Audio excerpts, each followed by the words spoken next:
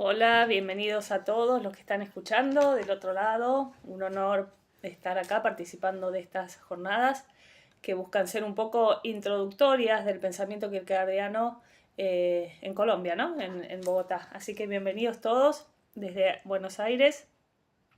Vamos a hacer una exposición que pretende ser introductoria al pensamiento de Kierkegaard a través de un concepto que casualmente no es tan difundido, que pasa casi inadvertido, y que yo lo encontré y me llamó la atención y me cautivó traduciendo a Kierkegaard, ¿no? Traduciendo sus papeles, me encontré con esta idea de imágenes eternas. Evig Billede se traduce, se dice en danés, se traduce como imágenes eternas y es un concepto que ha pasado casi inadvertido para los estudios kierkegaardianos. Se enmarca dentro de lo que sería el Kierkegaard poeta, el Kierkegaard romántico, es una figura romántica, estética, inspirada claramente en el romanticismo. Entonces lo que me propongo es pasar un poco revista de los textos donde Kierkegaard menciona esto de imágenes eternas y tratar de localizarlo en el contexto de su pensamiento y también en el contexto histórico del modo en el que Kierkegaard recepciona el romanticismo alemán y el idealismo, podríamos decir, de una manera específica y dándole un giro existencial a esa recepción que hace histórica del romanticismo. Entonces vamos a avanzar con esta exposición. Vamos a ver primero dónde Kierkegaard habla de imágenes eternas. Él habla de imágenes eternas tanto en las obras completas como en los papeles, diarios y papeles privados. En el caso de las obras completas, la idea esta, el concepto de imágenes eternas aparece en los estadios, en el camino de la vida, en el contexto del comentario a un cuadro de Ferdinand Piloty, no sé francés para pronunciarlo bien, un cuadro de Romeo y Julieta que representa el Romeo y Julieta de Shakespeare, un acto y una escena particular. De ahí, entonces dice Kierkegaard comentando ese cuadro, hay una imagen que representa a Romeo y Julieta, una imagen eterna. Estoy citando sus palabras en los estadios en el camino de la vida. Una imagen eterna, et evig Billede. Que ella sea excelente en términos artísticos lo dejo en suspenso. No lo juzgo, carezco de talento como de habilidad para juzgarlo. Lo eterno de la imagen consiste en que representa una pareja de amantes y los retrata con una expresión esencial. No hace falta ningún comentario, se entiende inmediatamente, y por otra parte ningún comentario proporciona ese respiro en la bella situación del amor. Julieta se inclinó en adoración a los pies del amado, pero desde esa posición de adoración su devoto la eleva en una mirada llena de bienaventuranza celestial, pero Romeo detiene esa mirada y con un beso calma todo ese anhelo para la eternidad. Porque el horizonte de la eternidad irradia alrededor del instante y tan poco como Romeo y Julieta, tampoco quien mira el cuadro piensa que habrá un instante siguiente, aunque solo sea para repetir el santo sello del beso. No le preguntes a los amantes porque ellos no escuchan, pregúntale al mundo en qué siglo ocurrió eso, en qué país, en qué momento del día, qué hora era, nadie lo dice, porque es una imagen eterna, es decir, es una imagen fuera de todo tiempo, de todo lugar, que vale para todo tiempo y lugar. Esa imagen expresa, dice Kierkegaard, algo esencial.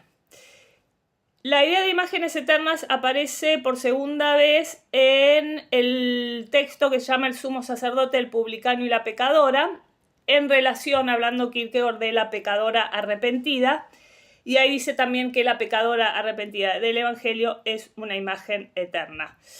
Dice Kierkegaard, es verdad, tus pecados te son perdonados en Cristo, pero esa verdad que se dirige a cada uno de manera individual, en otro sentido no es todavía verdadera. Debe ser hecha verdadera por cada uno individualmente. De ese modo, aquella mujer es una imagen eterna, la pecadora es una imagen eterna, por su gran amor se hizo, si se me permite decirlo así, indispensable para el Salvador. Porque que haya perdón de los pecados, cosa que él consiguió, lo hace verdadero ella que mucho amó. Es decir, la pecadora por su amor, nuevamente aquí la imagen eterna es la imagen del amor, en el caso de Romeo y Julieta, o en el caso de la pecadora que ama a Cristo, es una imagen esencial de ese amor que redime gracias a la redención del Salvador. Pero lo que agrega acá en este párrafo Kierkegaard es que para que esa imagen sea verdadera, uno tiene que apropiársela individualmente. Es decir, la imagen que aparece ahí lejana en la fantasía, uno debe hacerla realidad en su propia existencia. Este va a ser el giro existencial que le da Kierkegaard, la impronta kierkegaardiana, a la idea de imágenes eternas.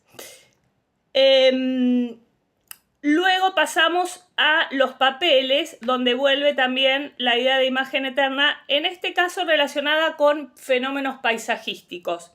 Dice Kierkegaard, hablando de determinados paisajes, un bote en la playa de Cálebro, un bote con un hombre que está en la parte de atrás guiando el bote con un croque y haciendo que el otro extremo del bote se eleve, con un cielo finamente matizado de gris. Esa es una imagen eterna. Es decir, la imagen de una playa con un bote, un cielo gris, es una imagen eterna. Un velero común y corriente en esa misma playa no es una imagen eterna. ¿Y por qué no? Porque el velero no tiene ninguna relación esencial con las propiedades de la playa de Cálebro. Es decir, para que sea una imagen eterna tiene que haber una relación esencial, algo de unidad superior, de síntesis superior que represente eternamente y valga para una multitud de casos. El lago de Esrum necesita un velero con una mujer en él. Para hacer una imagen eterna necesita esa composición esencial. Y luego otra imagen eterna que aparece pocas páginas después, también en los papeles, 8a, dice Kierkegaard, un matorral que forma el límite extremo de un parque, a lo largo corre un arroyo, es la mañana, una joven dama con vestido matutino pasea sola. Hay una parte del arroyo de Lagegaard que expresa perfectamente eso. Esta también es una imagen eterna. Estas imágenes coinciden en ser, repito, paisajísticas, pero invocan, representa una multitud. Lo eterno es justamente lo que subsume en él una multitud de casos particulares.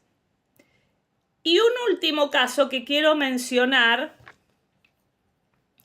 es otro pasaje donde Kierkegaard habla no de imagen eterna, sino de modelo eterno. Pero resulta que la expresión para imagen o para modelo es prácticamente la misma. Imagen es bílede y modelo es forbílede. Entonces me parece que vale y tiene sentido incorporarla por la semántica de lo que hay detrás de estas imágenes eternas que quiero comentar en lo que viene. Dice Kierkegaard en este pasaje de los papeles 10.3a, Abraham es un modelo eterno, y acá Evig forbílede, no bílede sino forbílede. Es un modelo eterno del hombre religioso. Así como él tuvo que salir de la tierra de sus padres hacia una extranjera, del mismo modo el religioso debe salir, es decir, abandonar por completo la época de sus contemporáneos, a pesar de permanecer entre ellos, pero aislado, extranjero respecto de ellos. Ser extranjero, vivir en el exilio, es precisamente el sufrimiento característico del hombre religioso. Entonces acá Abraham aparece como modelo eterno, y a ese bílede Kierkegaard le agrega el for, que es una preposición. For bílede es la preposición por, para, delante, adelante de. De hecho, cuando Kierkegaard dice adelante de Dios, usa el for, es decir, adelante, enfrente de Dios. Abraham, en este caso, es ese modelo, esa imagen prototípica de la existencia religiosa. Acá el modelo acentúa el peso que tiene esto de apropiarse existencialmente de esa imagen. Abraham no es una mera imagen, es algo que debe modelar, ser modelo de nuestra acción individual. Y esto de que las imágenes deben constituir, regular la acción individual está muy presente en Kierkegaard, vamos a ver, y incluso en todo lo que es el romanticismo alemán, ¿no? Que es un poco en el que se inspira todo esto. La idea de Bildung, la Bildung alemana, es la idea de educación, formación, desarrollo, cultura, es el cultivo de la vida personal, de la historia personal. La Bildung es la construcción de la identidad personal, de la subjetividad personal, y justamente la palabra es Bildung. Bild es la raíz de imagen, de ahí Bild en alemán, Bilede, muy parecido, la misma raíz en danés. Bien, esto entonces, esta idea de imágenes eternas nos está remitiendo a el dominio de lo estético. Y lo estético en Kierkegaard, ustedes saben que hay un estadio estético en Kierkegaard, que es el primero de los estadios. Lo estético en Kierkegaard representa el romanticismo, ¿no? Entonces vamos a hablar un poquito de eso y de cómo esto se incorporaría al pensamiento kierkegaardiano y en qué sentido. Los comentarios críticos de los papirer, cuando Kierkegaard cita imágenes eternas, dice imágenes eternas, remiten a Johann Ludwig Heiber. Dicen que Kierkegaard habría tomado, o al menos que esta expresión aparece en Heiber, en un artículo titulado Sobre la pintura de la revista Perseus, que es una revista de la idea especulativa, es el subtítulo, que es una revista editada por Heiber en la que Kierkegaard quiso en algún momento publicar y no pudo. Allí Heiber usa esta idea de imágenes eternas, y Heiber era un personaje muy importante de la cultura danesa de la época, que es el siglo de oro danés, el siglo XIX. Heiber era un representante referencial de esta época. Fue director del Teatro Real de Copenhague, donde Kierkegaard solía ir. Era un escritor de dramas. Y él además es un hegeliano, él se dice a sí mismo hegeliano y es ubicado, localizado, identificado como hegeliano en su época, y su objetivo era entonces, a través de la escritura, de la literatura, elevar espiritualmente a la época, ¿no? La época, él critica la época por filistea, nihilista, un poco el diagnóstico que hace Kierkegaard, ¿no? Kierkegaard también critica a la bancarrota espiritual de la época, mezquina, filistea, abominable, etcétera, en algunos sentidos. Y el antídoto para elevar esta cultura es entonces esta estética que tiene una función espiritual. No es una mera estética de divertimento, de entretenimiento, sino que tiene la función de elevar espiritualmente a la subjetividad. Y lo que dice Heiber de las imágenes eternas en el artículo de Perseo, cito, dice: la pintura debe pintar el elemento transitorio que deseamos que no sea transitorio. Esto significa que la pintura debe mostrarnos la belleza transitoria, visible, como si fuera inmutable y permanente. Es decir, lo transitorio bajo la forma de la eternidad. Y acá está el núcleo central de lo que es una imagen eterna. Es una imagen cuya representación, que es algo finito, acotado, una representación limitada de un objeto, esa representación expresa lo eterno, lo perdurable, lo infinito. Entonces, en la imagen eterna lo que hay es una síntesis, esta es la clave, de finitud e infinitud, de tiempo y eternidad, de lo particular y lo universal, de lo relativo y lo absoluto, etcétera, etcétera, ¿no? Lo que hay es una síntesis que es lo esencial de la imagen. Kierkegaard toma todo esto, ¿no? Kierkegaard toma este sentido de la imagen eterna.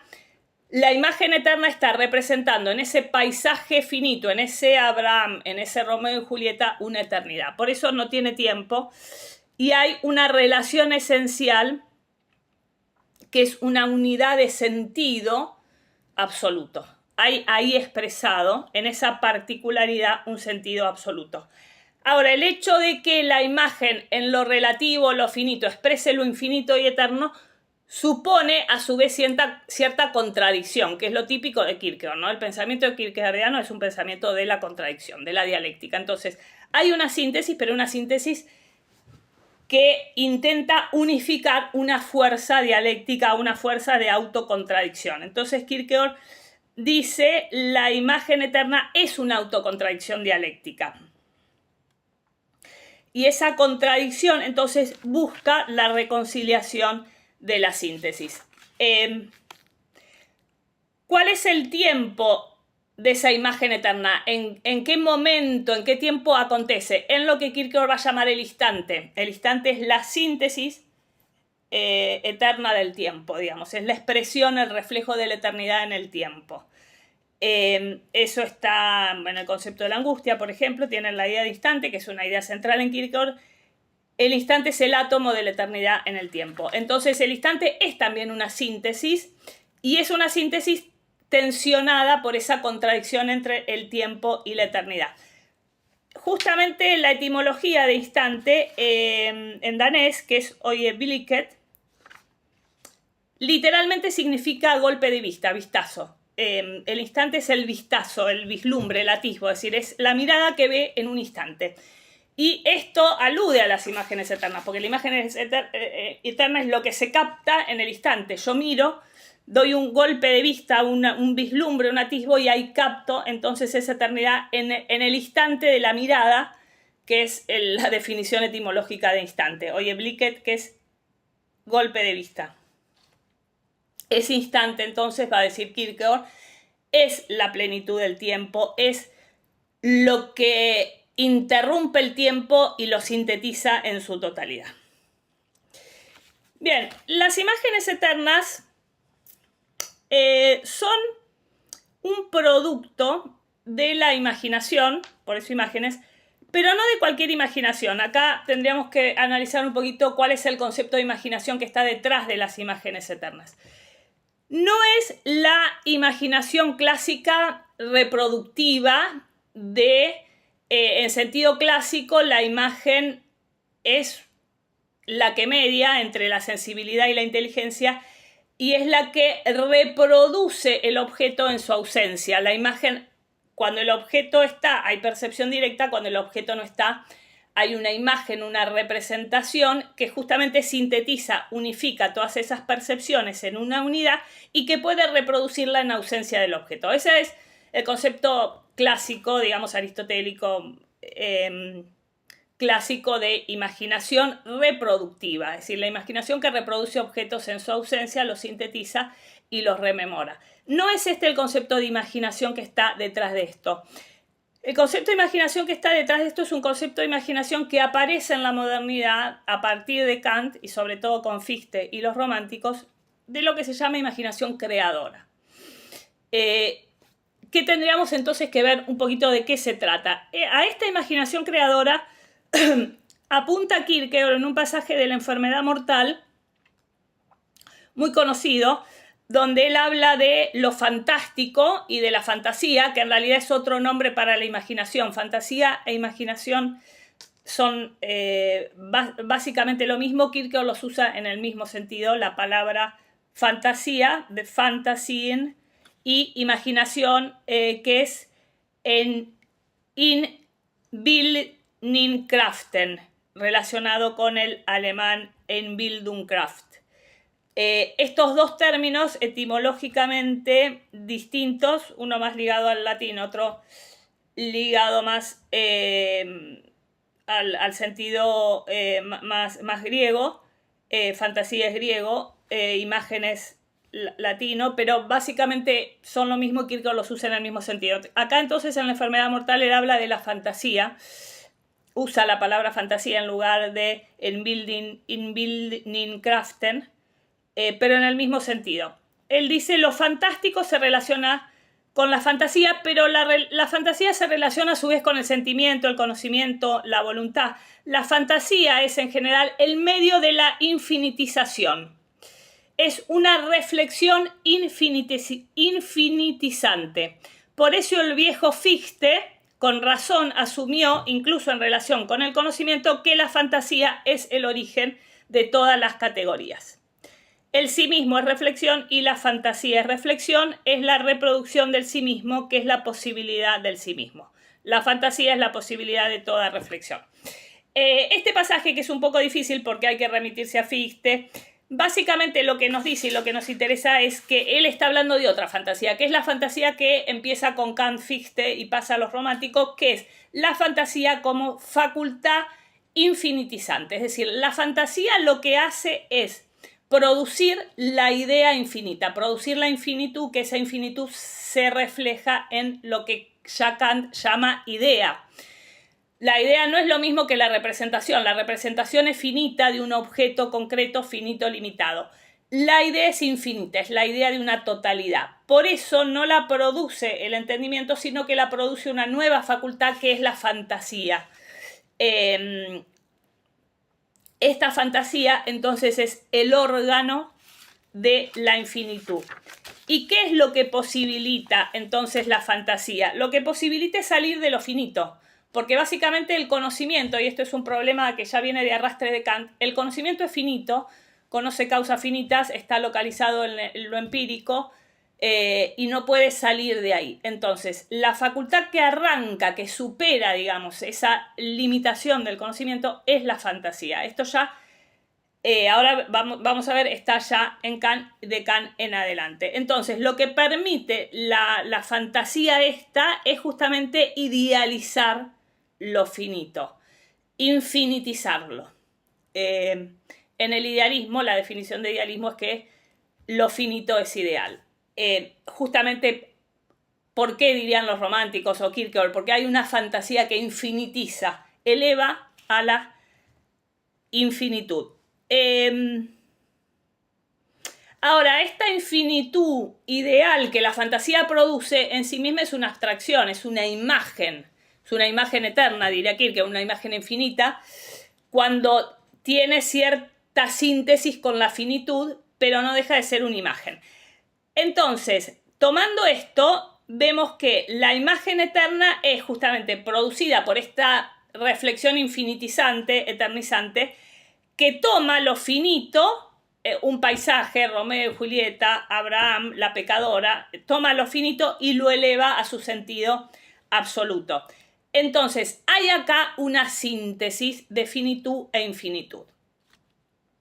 Esa síntesis está atravesada por cierta contradicción, pero hay una síntesis. Entonces, esta es la idea de imagen infinita, producto de esa imaginación que aparece en el idealismo. Entonces, para ver un poquito, revisar un poquito, ¿no?, de dónde viene esta imagen, habría que hacer, para localizar esto, un poco de historia, como les digo, que empieza con Kant.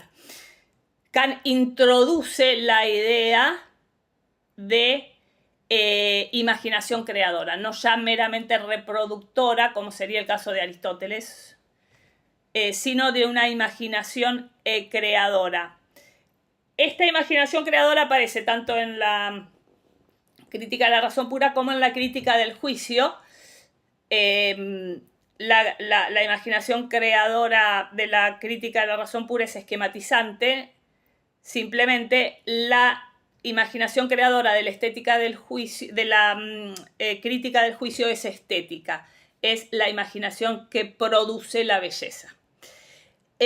¿Por qué produce la belleza esta imaginación? Porque permite el libre juego de las ideas. Es decir, en ella la fantasía juega libremente y produce entonces, en ese juego libre con las representaciones del entendimiento, produce la belleza. Esas representaciones del entendimiento no están atadas al entendimiento, sino que la fantasía las libera a su infinitud y permite jugar con ellas, y entonces eso produce las ideas estéticas que son la idea de belleza, ¿no?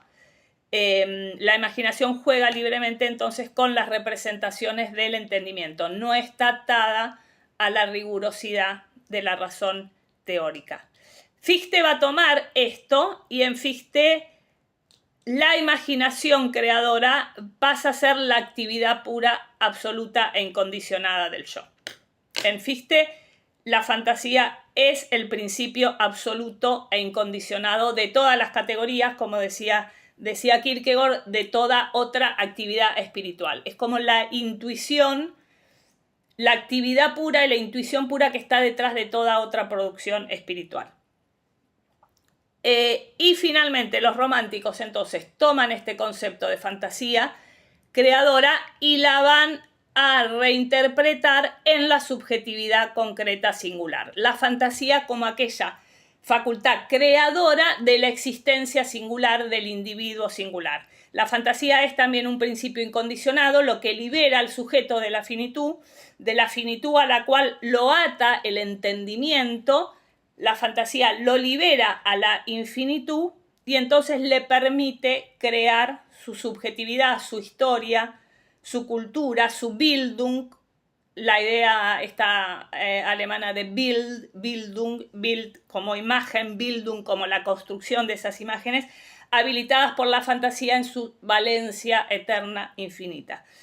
Entonces, en el romanticismo, la fantasía se convierte en el órgano de lo absoluto. Es el órgano que capta lo absoluto. Ahora, un absoluto que busca sintetizarse con la finitud. Es un absoluto que no persiste en su abstracción vacía, sino que está en síntesis con la finitud. Por eso la imagen eterna es una imagen finita, eternizada o infinitizada o idealizada. Y la palabra que usan acá los románticos es la idea de romantizar. Romantizar es infinitizar, es idealizar, es elevar a la consistencia de una imaginación absoluta. Entonces, en autores, estoy hablando del primer romanticismo alemán, en autores como Novalis, Schlegel, la fantasía es el órgano de lo absoluto, el órgano que hace posible la Bildung, la construcción absoluta. La estética pasa a ocupar el lugar de conocimiento supremo, ¿no? Pero no es el conocimiento de la contemplación pasiva, es el conocimiento de la fantasía creadora, es un conocimiento creador que produce lo que él mismo imagina en su síntesis con la finitud. Poetizar, romantizar, dice Novalis, es justamente esta potenciación infinita habilitada por la fantasía. Y el individuo mismo es una obra de esa fantasía creadora. Los románticos hablan de Bildungsroman, que es la novela de formación. Ahí la Bildung, es decir, esa formación a través de las imágenes se convierte en una novela, Bildungsroman, y esa novela es la historia de cada subjetividad singular, de cada individuo.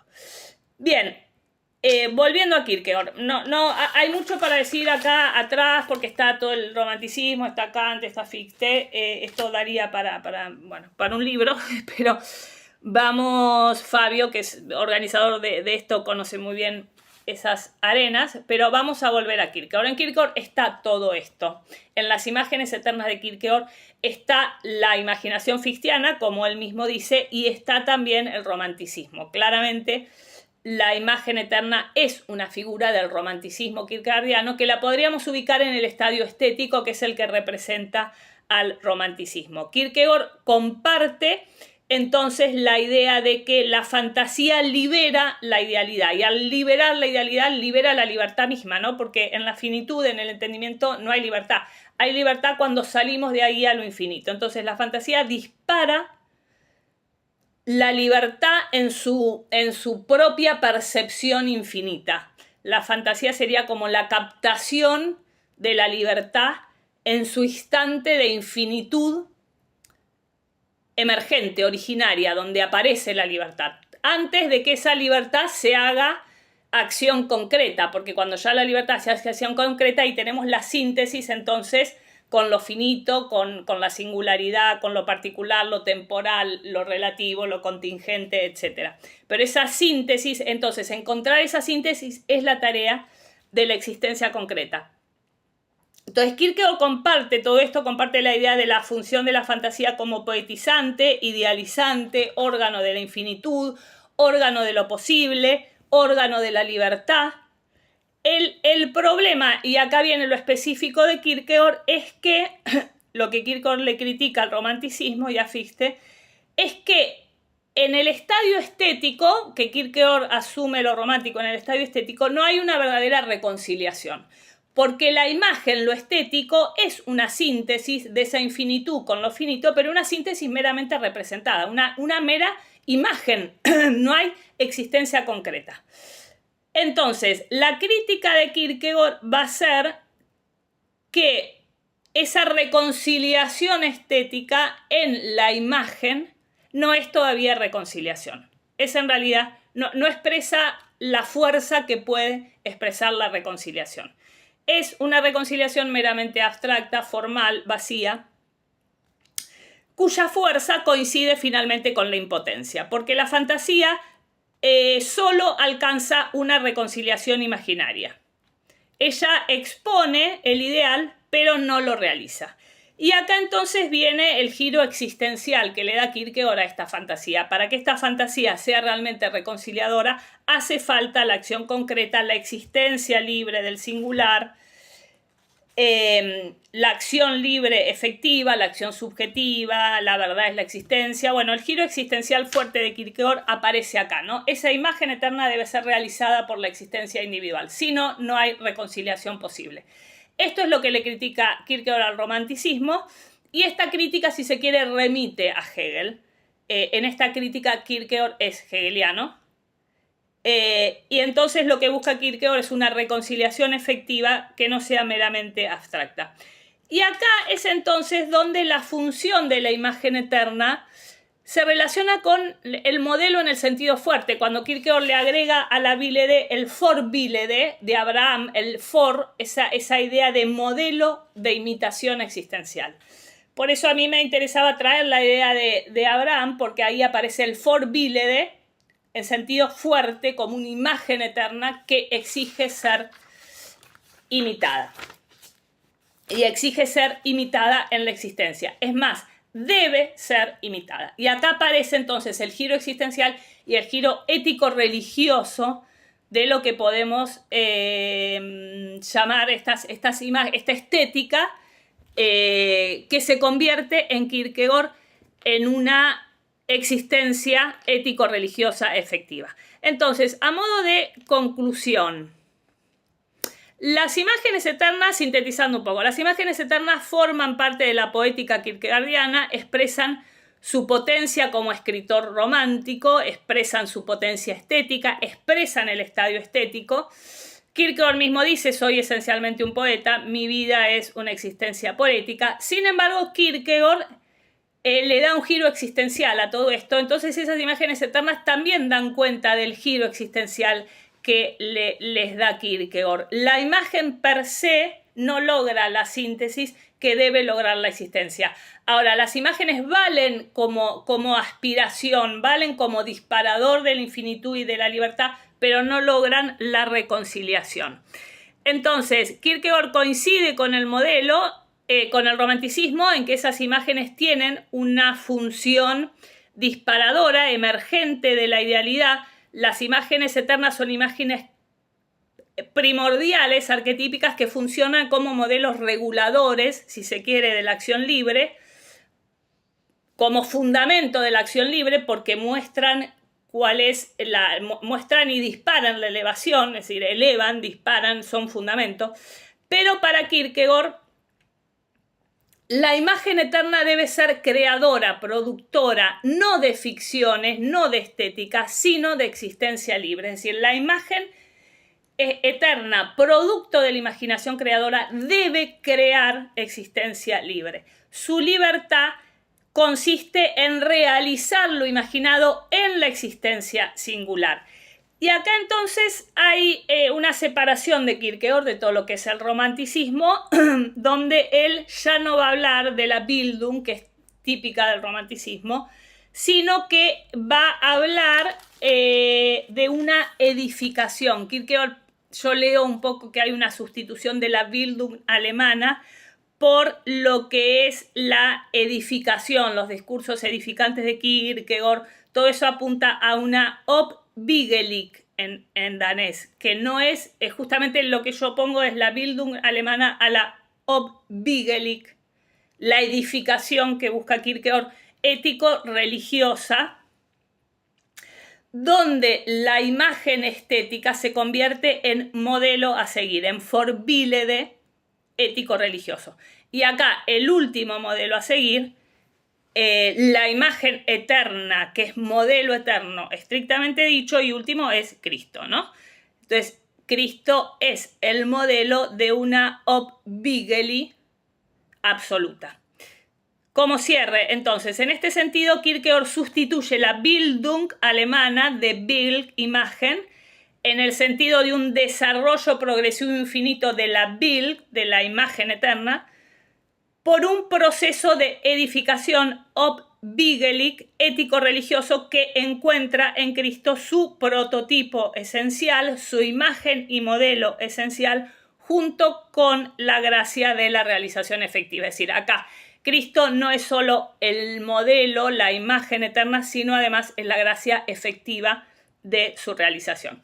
En síntesis, hay una imagen eterna, hay un romanticismo en Kierkegaard y hay un giro existencial ético-religioso que le pone la impronta kierkegaardiana de toda esta herencia que sí viene, podemos dar cuenta de ella por lo menos a partir de Kant.